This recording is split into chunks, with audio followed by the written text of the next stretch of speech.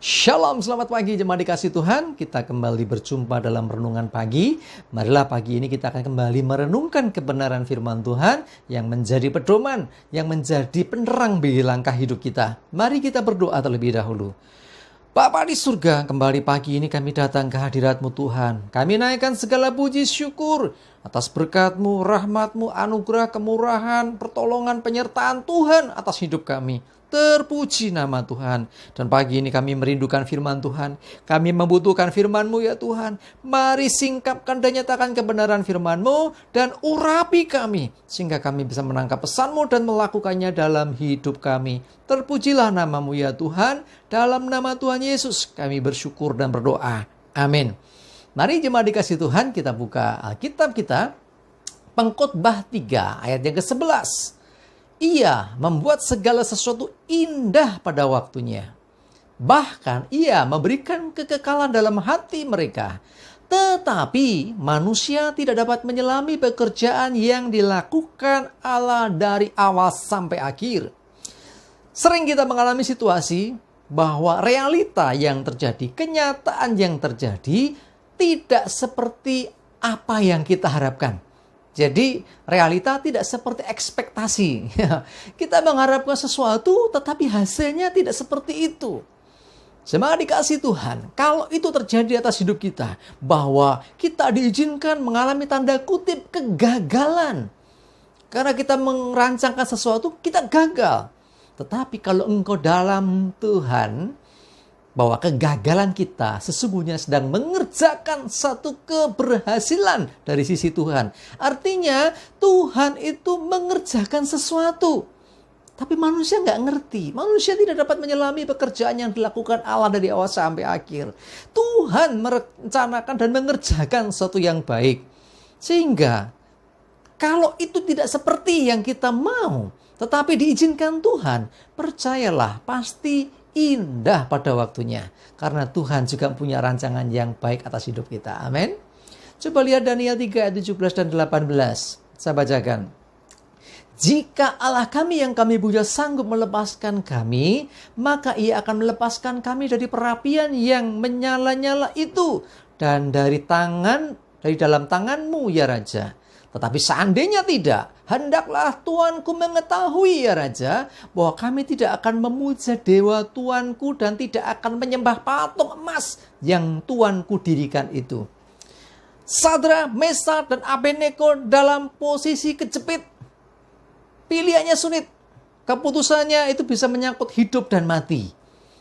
Kalau nurut Raja, menyembah patung emas, menyembah dewa dari Raja Nebukadnezar, maka aman secara manusia. Tetapi kalau mereka tidak melakukannya, hukumannya dibuang ke perapian yang menyala-nyala. Sadrak, Mesak, dan Abednego sepakat, kami tidak akan pernah mengkhianati Tuhan. Kalau Tuhan yang kami puja mau melepaskan kami, ini bahasa saya ya, Dia akan melepaskan kami. Tapi kalau dia nggak berkenan melepaskan kami pun, aku tetap setia kepadanya dan tidak mau menyembah dewa Tuanku ataupun patung emas yang Tuanku dirikan. Satu statement yang keras, tegas. Karena menyangkut kebenaran. Dan akhirnya terjadi kemudian apa? Dibuanglah mereka ke dalam api. Mereka tidak dibebaskan oleh raja. Ya, mungkin manusia berpikir, wah nanti raja akan berubah pikiran. Tidak, tetap dibuang, dihukum. Tetapi di sana ada pertolongan Tuhan. Jemaat dikasih Tuhan, kalau kita memiliki satu cita-cita, harapan, keinginan, tetapi kemudian yang terjadi tidak seperti itu, jangan takut.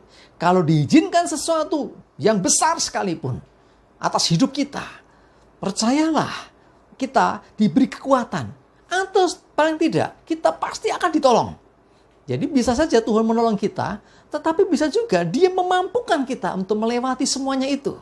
Karena itu saat kita mengalami situasi yang tidak mudah, kondisi yang sulit, permasalahan yang berat, jangan tawar hati. Amsal 24 ayat 10 berkata, jika engkau tawar hati pada masa kesesakan, kecillah kekuatanmu. Justru dalam masa kesesakan, dalam masa yang sulit, dalam keadaan yang berat, engkau jangan tawar hati, jangan patah semangat, jangan putus asa. Semangat terus supaya kekuatanmu tidak kecil, kekuatanmu tetap besar, engkau boleh kekuatan yang baru. Amsal 18 ayat 14 berkata, ya Amsal 18 ayat 14, orang yang bersemangat dapat menanggung penderitaannya.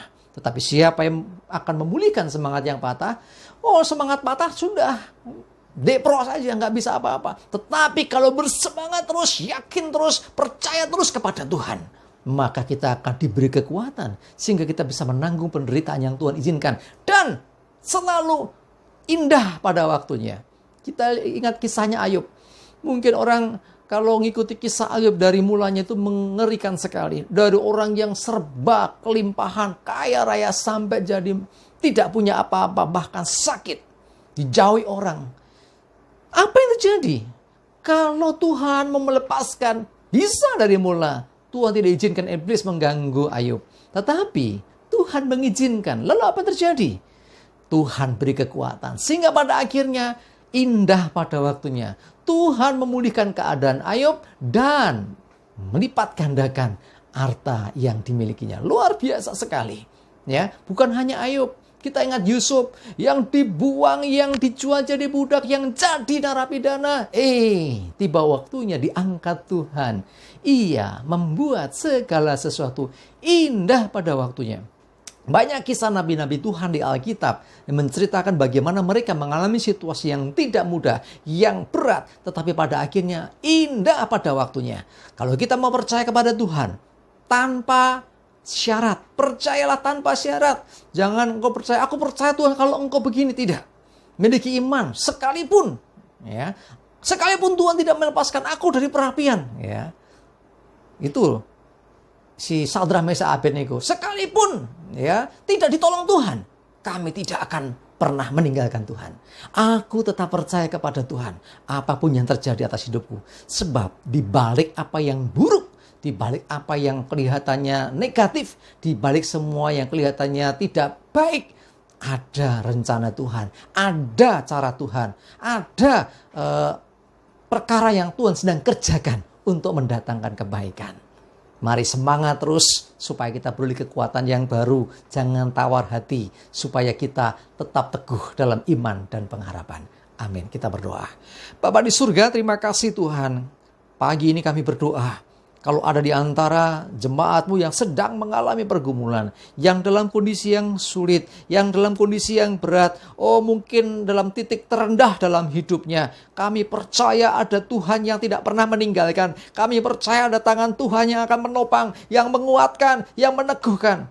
Kalau Tuhan izinkan satu perkara itu berlalu dari hidup kami, terlalu mudah bagimu ya Tuhan. Tetapi kalau Tuhan izinkan itu tetap terjadi, beban masalah pergumulan itu, kami percaya penyertaan-Mu. Kami percaya Engkau merancangkan yang baik di balik semua yang tidak baik. Engkau merancangkan yang indah di balik sesuatu yang kelihatannya buruk. Kami mau percaya apapun yang terjadi, kami tidak akan berubah setia.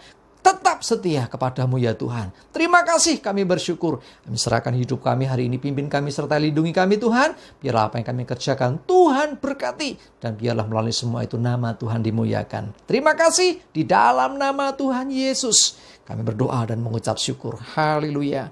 Amin. Mari jemaat dikasih Tuhan. Semangat terus. Maju terus dalam iman dan pengharapan. Tuhan Yesus memberkati kita semua. Amin.